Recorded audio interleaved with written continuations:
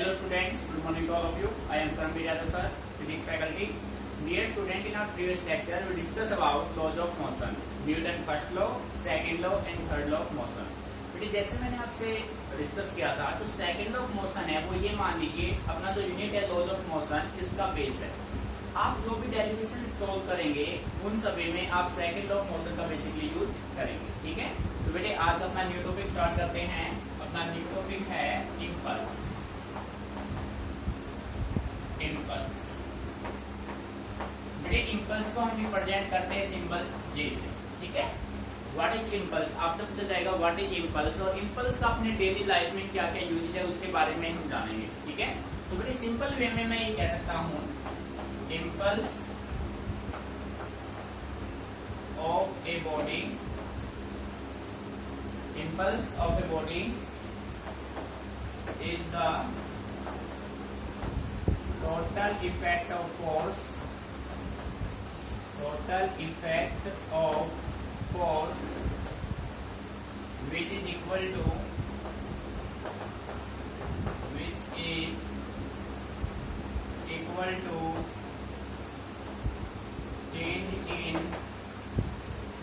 change in momentum of the body, which is equal to change in momentum of the body। ठीक है बेटे, देखो simple way में आप ये कह सकते हैं, देखो बेटे जो इम्पल्स ऑफ ए फोर्स होगा J is equal to change in momentum del P, और we can say that P2 minus P1। बेटे ये होगा इम्पल्स। ठीक है, इम्पल्स का सिंबल J। इम्पल्स अपने पास होगा क्या, total effect of force of the body which is equal to change in momentum of the body. J is equal to del P equal to P2 minus P1। P2 minus P1 आपका है change in momentum, final momentum minus initial momentum, that is change of momentum of the body. ठीक है बेटे, जो अपना impulse है उसके अगर हम SI यूनिट की बात करें बेटे, इसका जो SI यूनिट होगा वो क्या होगा बताओ भाई, चेंज इन मोमेंटम। बेटे मोमेंटम का SI यूनिट क्या था, या आप सेकंड में इसकी डेफिनेशन ऐसे बना सकते हो बेटे, दो डेफिनेशन बना सकते हैं सेकंड भाई। हम कहते हैं F अपना किसके बराबर था, dP अपॉन dt। तो मोमेंटम की अपने पास dP अपना F इंटू dt किसके बराबर है, dP। आप कह सकते हो J is equal to dP is equal to F dt। नहीं आ रहा है समझ में? तो प्यारे बच्चों फोर्स का यूनिट क्या था, Newton, Newton second, Newton second, इसके बेस पे ये हो जाएगा। ठीक है, और मोमेंटम के बेस पे लेंगे तो अपने पास दूसरा यूनिट इसका क्या बनेगा, momentum mass into velocity, kilogram metre per second. बेटे आ रहा है नहीं समझ में? ठीक है, सेकेंडली अगर हम क्वांटिटी की बात करें, कैसा क्वांटिटी है, तो डियर स्टूडेंट आप कहेंगे इम्पल्स एक वेक्टर क्वांटिटी है। इम्पल्स कैसा क्वांटिटी है, वेक्टर क्वांटिटी। ठीक है, तो इसको नोट कीजिए बेटे, समझना है मैंने को। J equal to del P change in momentum, SI unit होगा न्यूटन सेकंड इस डेफिनेशन के बेस पे, और किलोग्राम मीटर पर सेकंड होगा इस डेफिनेशन के बेस पे, क्वांटिटी होगा वेक्टर। ठीक है, अब देखो भाई नेक्स्ट आप हेडिंग बनाएंगे। ठीक है बेटे, यहां तक क्लियर है? नेक्स्ट हेडिंग बना ले, रख कर रहा हूं मैं इसको। देखो भाई बेटे हेडिंग बना लीजिए, टू शो दैट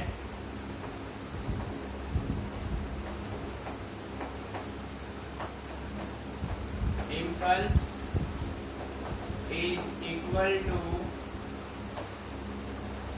इंटीग्रेट 0 से t f dt। भाई हमें ये प्रूव करना है। ये स्टूडेंट आपको प्रूव करना है कि जो इम्पल्स है वो आपका किसके इक्वल होता है, 0 से t integrate f into dt, ये हमें प्रूव करना है। तो बेटे क्वेश्चन आपके पास गिवन है तो इसको आप कैसे सोल्व करेंगे, देखिए भाई हमें चाहिए f into dt, so we can say that according to second law of motion, बेटे सेकेंड लॉ ऑफ मोशन क्या कहता है कि F किसके इक्वल होगा, F is equal to dt by dt। बेटे यही होगा F equal to dt by dt, second law of motion नहीं कहता है, ठीक है। अब यहां से आप कह सकते हैं F dt is equal to क्या होगा, dp। इसको मान लीजिए इक्वेशन फर्स्ट, ठीक है। Now integrate equation first within proper limits, ठीक है। डियर स्टूडेंट, अब हम इक्वेशन फर्स्ट को विद इन प्रॉपर लिमिट्स बेटे क्या कर देते हैं, इंटीग्रेट। तो देखो भाई, फोर्स ये टाइम 0 से t, F dt, dp का क्या होगा, dp p1 से p2। तो बेटे ध्यान दीजिए, ये साइड तो आपको चाहिए, क्वेश्चन में आपको मैं बोल रखा है, तो इसको तो आप टच ही मत कीजिए, ठीक है। ओनली किसको टच करेंगे, राइट साइड को। सो ये तो आप एज इट इज रखो, 0 से t F dt। बेटे dt का इंडिकेशन क्या होगा, p होगा, लिमिट आपका होगा p1 से p2। ये साइड तो एज इट इज रखना है, 0 से t F dt is equal to, बेटे देखो लिमिट आप हमेशा अप्लाई करेंगे upper limit minus lower limit, ठीक है। सो p की वैल्यू रखो p2 माइनस p की वैल्यू क्या रखा, p1। बेटे बात समझ आ रही है। और ये अपना किसके बराबर है, डेल p के, is equal to del p, ठीक है। बेटे आप ये कह सकते हैं इसी के बेस पे 0 से t F dt किसके बराबर हो जाएगा, इम्पल्स के, हेंस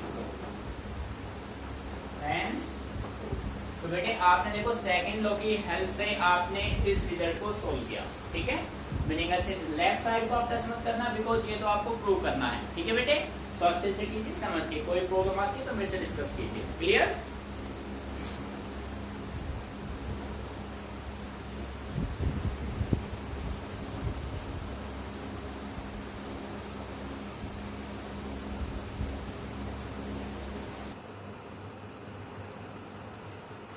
ठीक है। अब देखो भाई, अब हम बात करते हैं जो इम्पल्स है उसके प्रैक्टिकल यूज क्या क्या है, what are the applications of impulse, ठीक है। अब बेटे जो आप एप्लीकेशन स्टडी करेंगे ना, तो हर एक एप्लीकेशन एक क्वेश्चन बन के आपके सामने आएगा। अब बेटे देखो, मैं इसका डेली लाइफ में एग्जांपल बताता हूँ। इम्पल्स आप डेली लाइफ में कहाँ पे यूज करते हो भाई, आप लोग क्रिकेट मैच तो देखते ही हैं, चाहे 2020 हो, वनडे हो या फिर टेस्ट मैच, कैसे भी हो। तो आपने कभी प्रैक्टिकली ऑब्जर्व किया है कि जब कोई भी क्रिकेट प्लेयर, कोई भी फील्डर कैच थ्रो कर, लॉन्ग थ्रो को कैच करता है, जब लॉन्ग थ्रो को कैच करता है तो बेटे वो अपने हैंड लोअर पीछे की तरफ ले जाता है। प्रैक्टिस आप ऑब्जर्व करना, जब कोई भी क्रिकेट प्लेयर कैच लेता है, लॉन्ग थ्रो को कैच करता है, ठीक है, तो वो अपने हैंड को पीछे की तरफ लेके जाता है। ऐसा क्यों भाई, वो हैंड को पीछे की तरफ क्यों ले गया, आगे क्यों नहीं ले गया, या वहीं पे क्यों नहीं रखे, सोचने वाली बात है। तो बेटे इसके पीछे इम्पल्स काम कर रहा है, ठीक है। कंडीशन क्या है, जैसे ही आपको अच्छे से क्लियर, इम्पल्स आपका होता है फोर्स इनटू टाइम। बेटे जब आप फोर्स की वैल्यू को, जब आप फोर्स और टाइम एक दूसरे के इनवर्स हो गए, फोर्स की वैल्यू अगर आप टाइम को इंक्रीज करेंगे तो फोर्स की वैल्यू क्या होगी, डिक्रीज होगी। तो देखिए आप फर्स्ट एप्लीकेशन, आप हेडिंग बना लीजिए, अच्छे समझते हैं इनको,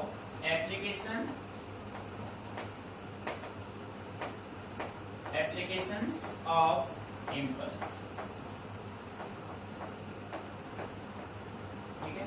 सो डियर स्टूडेंट, फर्स्ट एप्लीकेशन है बेटे, ये एक एप्लीकेशन भी है और एक क्वेश्चन भी आपके पास बनेगा, ठीक है। तो एप्लीकेशन है आपका, एक cricket player lowers his hand while catching a long throw. While catching a long throw. While catching a long throw. अब बेटे ये तो एप्लीकेशन में आपने नोट कर दिया। अब मान लीजिए क्वेश्चन क्या बनेगा, इससे बनेगा a cricket player lowers his hand while catching a long throw by, बस एक वर्ड ऐड कर देगा इसके साथ बाय, और फिर ये बन गया क्वेश्चन, ठीक है। एप्लीकेशन का एप्लीकेशन, क्वेश्चन का क्वेश्चन बना लिया। अब ध्यान से समझना बेटे, आंसर लिखा हूं मैं इसका, ये एप्लीकेशन भी है और एक क्वेश्चन भी है, ठीक है। अब ध्यान से समझना है, बिल्कुल केयरफुली रटना नहीं है, समझना है चीजों को, ठीक है। By lowering his hands, the time of impact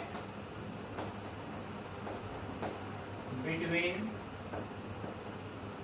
the time of impact between the ball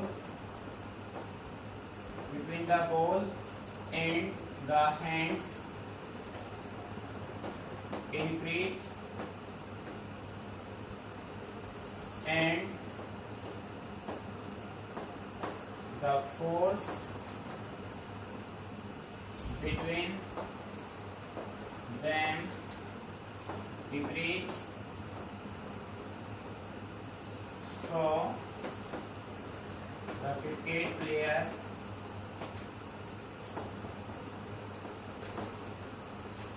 not hurted।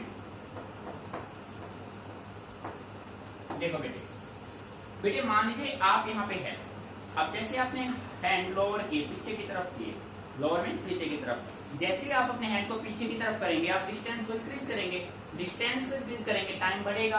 बेटे टाइम बढ़ेगा तो फोर्स का इफेक्ट क्या होगा, कम, और फोर्स का इफेक्ट कम होगा तो हमें लेस फोर्स एक्सर्ट होगा हमारे हैंड्स पे, ठीक है। फिर आप कह सकते हैं as impulse J is equal to FDT। FDT होता है ना बेटे, अभी आपने प्रूव किया था, और ये किसके बराबर होता है, डेल V के बराबर, ठीक है। तो बेटे आप अगर यहां से आप ये कह सकते हैं, अगर आप dt की वैल्यू को इंक्रीज करेंगे तो फोर्स की वैल्यू क्या होगी, डिक्रीज। मीनिंग आ रहा है समझे, प्रैक्टिकली आप समझते हैं चीजों को। बेटे इम्पल्स होता है फोर्स इनटू टाइम, जब आप टाइम को इंक्रीज करेंगे तो फोर्स की वैल्यू क्या होगी, डिक्रीज होगी, ठीक है। तो इस तरीके से जब कोई भी क्रिकेट प्लेयर लॉन्ग थ्रो को कैच करता है तो वो अपने हाथों को पीछे की तरफ ले जाता है, lowers his hand, because due to this the time of impact between the hand and the ball increase and the effect of force is decrease, ठीक है, and the force between them decrease, effect of force क्या हो जाएगा बेटे, decrease हो जाएगा, ठीक है, और टाइम क्या हो जाएगा भाई, increase। मीनिंग समझ में आ रहा है। तो बेटे क्वेश्चन को अच्छे से समझिए, अच्छा क्वेश्चन है, ठीक है। इसके बाद हम करते हैं सेकंड एप्लीकेशन, ठीक है। सेकंड एप्लीकेशन में मैं आपसे कह सकता हूँ भाई आपके पास दो ऑप्शन है, एक है आपके पास कोई पक्का फ्लोर, एक कंक्रीट फ्लोर है, सीमेंट का फ्लोर है, और एक अपने पास मिट्टी का ढेर है, ठीक है, सैंडी फ्लोर है, और एक है कंक्रीट फ्लोर। बेटे आपको 20 फीट के हाइट से जंप करना है, तो किस पे जंप करना चाहेंगे आप, तो बेसिकली आप करेंगे सैंडी फ्लोर पे। किस पे करेंगे भाई, सैंड, मिट्टी के ढेर पे। कंक्रीट में जाओगे तो हमें डेफिनेटली इंजर्ड हम हो सकते हैं, बट सैंडी फ्लोर में जैसे हम जंप करेंगे तो बेटे हमारे जो पैर हैं वो उसके अंदर यील्ड कर जाएंगे, धंसना को बोलते हैं, यील्डिंग होना, यील्ड कर जाएंगे। जब पैर उसके अंदर धंस जाएंगे तो time of impact between the feet and the sand increase हो जाएगा, और जब टाइम बढ़ जाएगा तो डियर स्टूडेंट फोर्स का इफेक्ट क्या हो जाएगा, डिक्रीज हो जाएगा, ठीक है। तो पहले आप इसको कर लो, फिर करते हैं सेकंड एप्लीकेशन, राइट।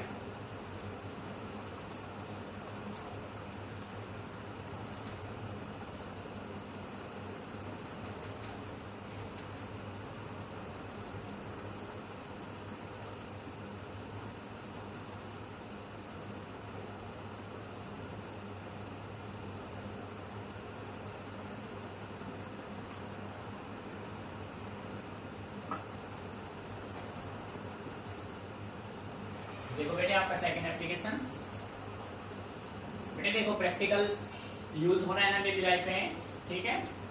तो आप कह सकते हैं सेकंड जो एप्लीकेशन होगा वो देखो, second, it is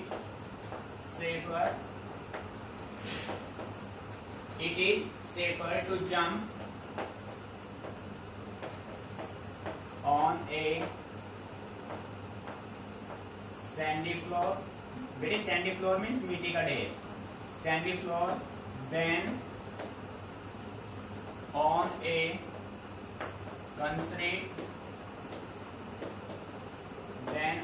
concrete floor, अब बेटे प्रैक्टिकल आप है ना इसको देखो, गांव में तो बेसिकली आप डेली इसका यूज कर सकते हो, गांव में मिट्टी के ढेर काफी मिलते हैं, ठीक है।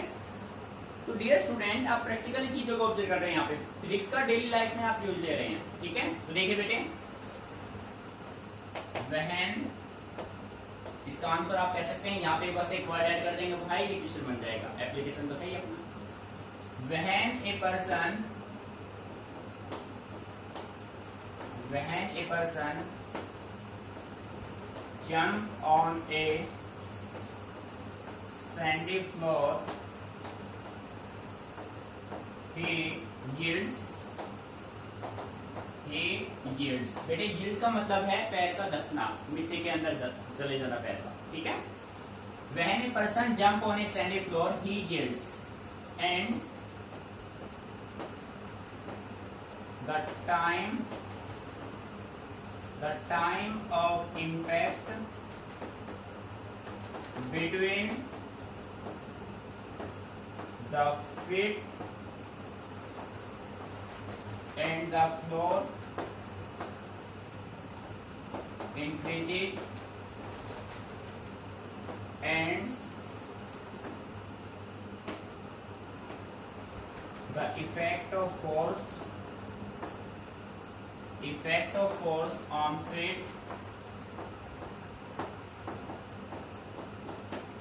decreases, so it is safer to jump on a sandy floor, ठीक है बेटे। मीनिंग आ गया समझ में? भाई मिट्टी के ढेर में जैसे आप जंप करेंगे तो आपके पैर उसके अंदर क्या हो जाएंगे, यील्ड कर जाएंगे। पैर जब नीचे जा रहा है, मिट्टी के अंदर नीचे जाएगा, तो बेटे टाइम ऑफ इम्पैक्ट क्या हो जाएगा, increase. Time of impact increase होगा तो फोर्स का इफेक्ट क्या होगा, डिक्रीज। सिंपल वे में कह सकते हो as impulse J is equal to F D T is equal to del P. आप टाइम को इंक्रीज करेंगे तो फोर्स का इफेक्ट क्या होगा, ठीक है बेटे। इसके बाद हम बात करेंगे थर्ड एप्लीकेशन की, प्रैक्टिकल यूज ले रहे हैं सभी हम। देखिए बेटे, डेली लाइफ में फिजिक्स के बिना कुछ नहीं हो रहा है। हर एक, आप अगर सो रहे हैं, खा रहे हैं, पी रहे हैं, सभी में क्या यूज कर रहे हैं, फिजिक्स। पर हमें पता नहीं है भाई कैसे। तो +1 के फिजिक्स को जैसे आप कंप्लीट करेंगे ना, तो बेटे आप कंप्लीट समझ जाएंगे कि डेली लाइफ में फिजिक्स का यूज आप कर रहे हैं, ठीक है। Note it down carefully.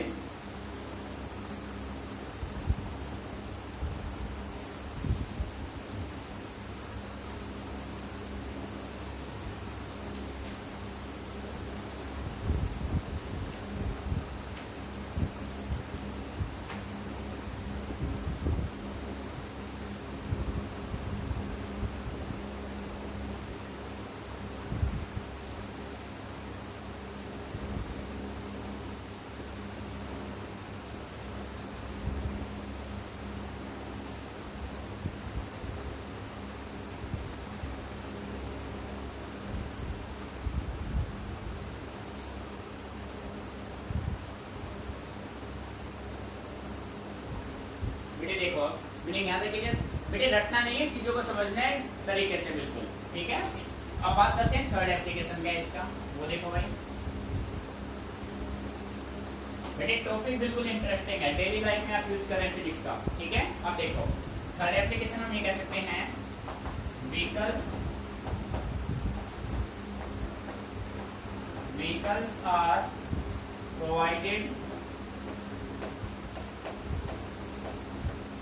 vehicles are provided with shockers,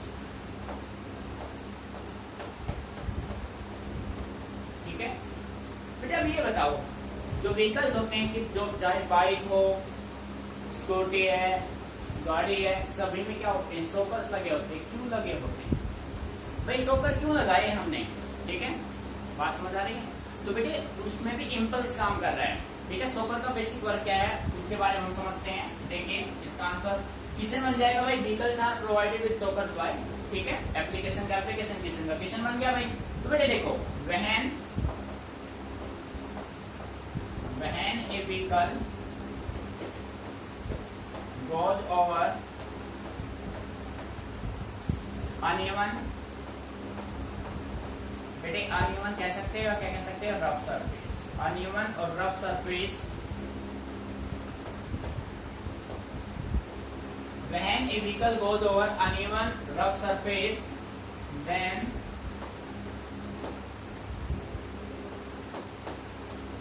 jerks are felt by riders। ठीक है भाई, मान लीजिए आप बाइक पे जा रहे हैं और बाइक में जो है ना सोकर्स नहीं है, बाइक में सोकर नहीं होंगे। जैसे आप अनइवन रफ सरफेस पे जाएंगे तो बेटे आपको झटके लगेंगे, jerks. When a vehicle goes over uneven rough surface, then jerks are felt by the riders। उसको झटके लगेंगे भाई, ठीक है। अब उसको झटके लगेंगे तो उससे बचाने के लिए हमने उसको क्या प्रोवाइड किया, सोकर्स। तो सोकर का बेसिक एप्लीकेशन क्या होगा, सोकर्स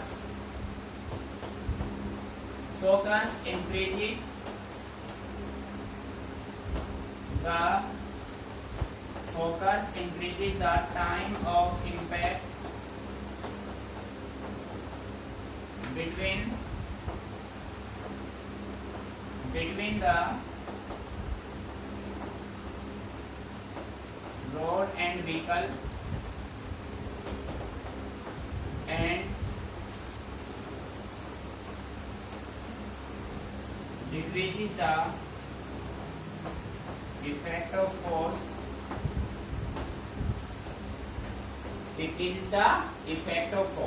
ठीक है बेटे, बात समझ में आ रही है। बेटे जब आप मान लीजिए आपके पास एक ऐसा व्हीकल है जिसमें कोई सोकर आपने प्रोवाइड नहीं किया, जब विदाउट सोकर के व्हीकल पे आप अनइवन सरफेस पे ट्रेवल करेंगे तो बेटे आपको झटके महसूस होंगे। अब आपने क्या किया, आपने अपने व्हीकल में सोकर लगा लिए, तो जैसे आप अनइवन सरफेस पे जाएंगे सोकर अपने आप को क्या करेंगे, एक बार कंप्रेस करेंगे फिर एक्सपेंड करेंगे, कंप्रेस एक्सपेंड ऐसे करेंगे। जब कोई भी सोकर अपने आप को कंप्रेस करेगा तो बेटे टाइम ऑफ इम्पैक्ट क्या हो जाएगा, इंक्रीज। जब टाइम इंक्रीज होगा तो इफेक्ट ऑफ फोर्स क्या हो जाएगा, डिक्रीज। ठीक है, सो आप कह सकते हैं as impulse J equal to FDT is equal to और किसके बराबर, del P if dt increase तो बेटे टाइम क्या होगा, सॉरी फोर्स क्या होगा, डिक्रीज। मीनिंग आ गया इसमें। तो बेटे इम्पल्स में सिंपल कंसेप्ट आपका बेसिक जो पर्पज है वो टाइम को इंक्रीज करना है, टाइम को इंक्रीज कर देंगे तो इफेक्ट ऑफ फोर्स क्या हो जाएगा, डिक्रीज। इंपोर्टेंट क्वेश्चन है बेटे, देखो इम्पल्स के आपने 3 एप्लीकेशन दिए, तीनों ही इंपोर्टेंट है, अच्छे से माइंड में रखना है इनको, ठीक है, note it down.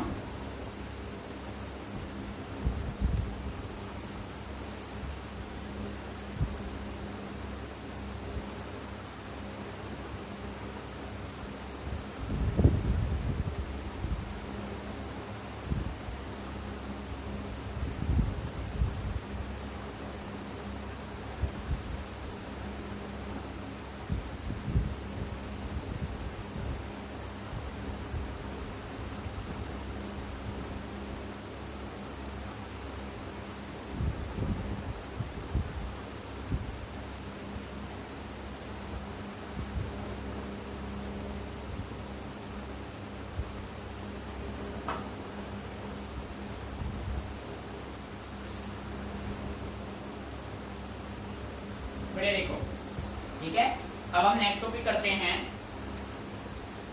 Law of conservation of linear momentum. बेटे इंपॉर्टेंट है, प्रैक्टिकल यूज भी इसका भी दिखाएंगे हम कि डेली लाइफ में आप कैसे इसका यूज कर रहे हैं। हेडिंग बना लो, इंपॉर्टेंट है, ठीक है, इंपॉर्टेंट नोट कर लो। Law of conservation of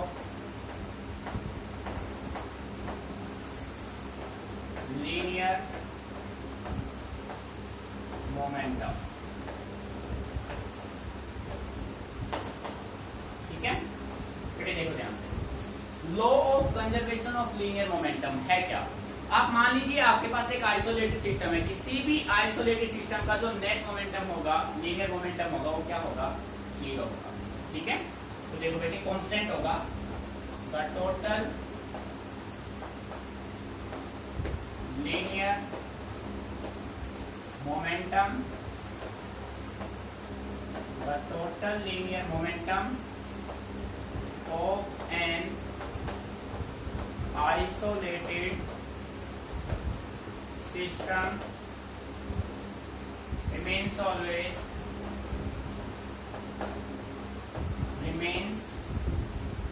always constant। बेटे ध्यान दीजिए, जो टोटल लीनियर मोमेंटम होगा किसी भी, the total linear momentum of an isolated system, बेटे ऐसा सिस्टम जिसमें physical condition, pressure, volume, temperature का कोई इफेक्ट ना हो, the system is said to be isolated. ठीक है, उसका जो टोटल लीनियर मोमेंटम होगा वो हमेशा क्या रहेगा, कांस्टेंट रहेगा।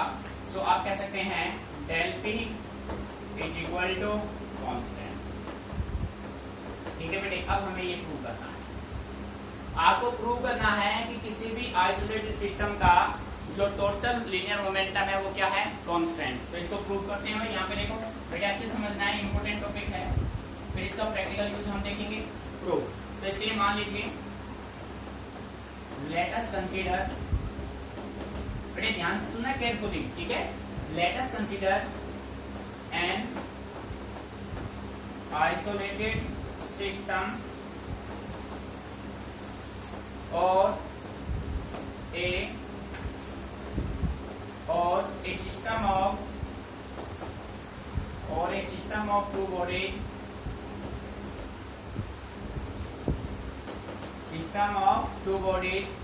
on which no external force is applied।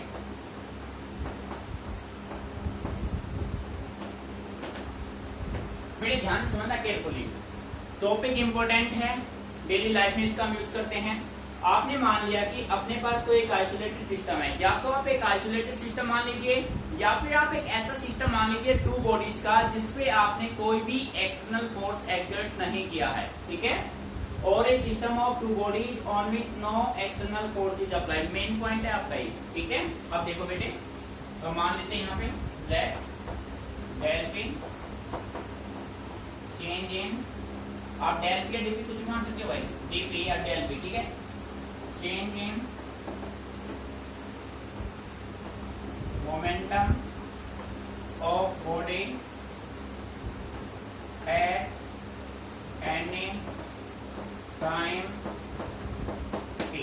ठीक है, हमने मान लिया dp अपना है change in momentum of body at any time t। ठीक है बेटे, अब देखो, सो बेटे dp बाई dt क्या हो जाएगा भाई, dp बाई dt आपका हो जाएगा rate of change of momentum, rate of change of momentum. ठीक है बेटे, dp by dt change, rate of change of momentum of the body. Clear. अब देखो, अकॉर्डिंग टू, बेटे मैंने पहले आपसे कहा था विदाउट सेकंड लॉ कुछ होना ही नहीं है, सबसे इंपॉर्टेंट लॉ आपका सेकंड लॉ। तो आप कह सकते हैं according to Newton's second law of motion.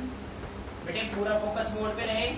Second law कहता है F किसके बराबर है भाई, dp बाई dt। F किसके बराबर है, dp by dt। But we know that linear momentum P बेटे किसके बराबर होता है, mv के। भाई लीनियर मोमेंटम P अपना किसके बराबर, मास इनटू वेलोसिटी के। वैल्यू पुट कर दीजिए, F is equal to dp by dt is equal to d by dt। t की वैल्यू क्या है बेटे, mv। t की वैल्यू क्या है, mv। बात समझ आ रही है, आप प्रूफ कर रहे हैं भाई। ठीक है बेटे, आप देखो, आपने स्टेटमेंट में कहा है no external force is required. ठीक है, बट या यहाँ पे लिख दो इफ, यहाँ कर रहा हूं मैं, if no external force activity. बेटे हमने उस सिस्टम ऑफ बॉडीज पे कोई एक्सटर्नल फोर्स अप्लाई नहीं किया है, तो F की वैल्यू क्या हो जाएगी, 0 हो जाएगी। F की वैल्यू 0 होगी तो आप ये कह सकते हैं dp by dt is equal to d by dt mv, सब किसके बराबर होगा, 0 के बराबर होगा। मीनिंग आ रहा है समझ में भाई। ठीक है, तो बेटे आप इसको मॉडिफाई करके, अब ध्यान से सुनना, एक स्टेप इंपॉर्टेंट है ये। अब हम ऐसा करते हैं dt dt साइड लेके चलते हैं, तो अपने पास आएगा dp is equal to D by D T, किसका बेटे, d किसका, mv का, d किसका लेंगे भाई, mv का, और सब किसके बराबर, 0 के। बेटे मीनिंग समझ में आ रहा है? तो मैं ये कह सकता हूं इंटीग्रेट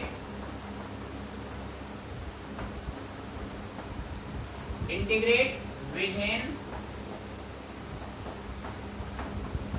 प्रॉपर लिमिट, इसको आप इंटीग्रेट कर दीजिए, dp को इंटीग्रेट किया, mv को इंटीग्रेट किया, और किसके बराबर है भाई ये, कांस्टेंट के बराबर। इसके बराबर बेटे 0 का आप कांस्टेंट मेंटेन कर सकते हैं भाई, ठीक है। तो बेटे dp का इंटीग्रेशन क्या होगा, p, dp का क्या होगा, p, और m dv, ये अपने पास क्या होगा, m dv। तो चेंज इन मोमेंटम हो जाएगा, बात समझ आ रही है ना, मास इनटू वेलोसिटी। तो चेंज इन मोमेंटम सब किसके बराबर हुआ बेटे, कांस्टेंट। ये हो गया ट्रू फॉर्मूला, ठीक है। इस तरीके से आपको ये मेंटेन करना, ठीक है। एक बार नोट कर दो, फिर करते रहिए,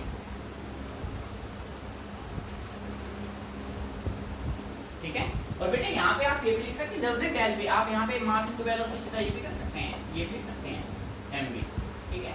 क्योंकि यार d आप बाहर ले लो यहाँ से, ठीक है, m बाहर ले लो, dv का क्या बचेगा, v, ठीक है। मीनिंग समझ में आ रहा है?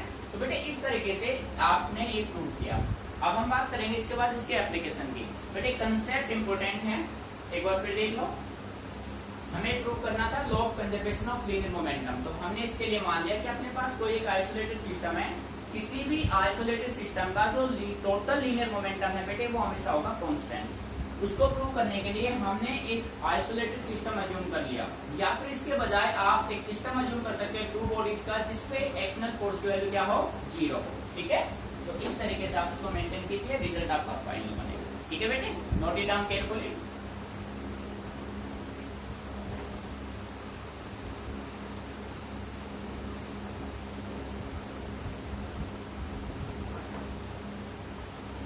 और दूसरा बेटे यहाँ पे ध्यान रखना है, f की वैल्यू 0, तो इस स्टेप को रिपीट रखना है आपको, ठीक है। कभी आप यहीं पे वैल्यू पुट कर दो भाई, सीधा यहाँ पे स्टेप लेके चलना है, क्योंकि हम प्रूफ कर रहे हैं तो अपने डाटा उसके अकॉर्डिंग रखेंगे हम, ठीक है।